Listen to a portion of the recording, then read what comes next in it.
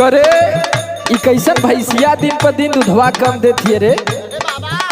अरे गर्मी हो सभी को कम देते तो तोहार का बढ़ाई। हाँ यो बात तो सही है, लू भी कस के चलत है।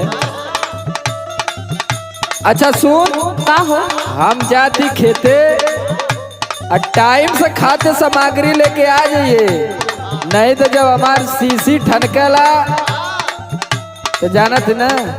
कौन सामग्री हो? असुन आई बिस्कुट फिस्कुट ये सब मत लेके ये, तब का चाहिए? कुछ गरिष्ठ लेके ये गरिष्ठ जौन साजिले दम बनले रहे।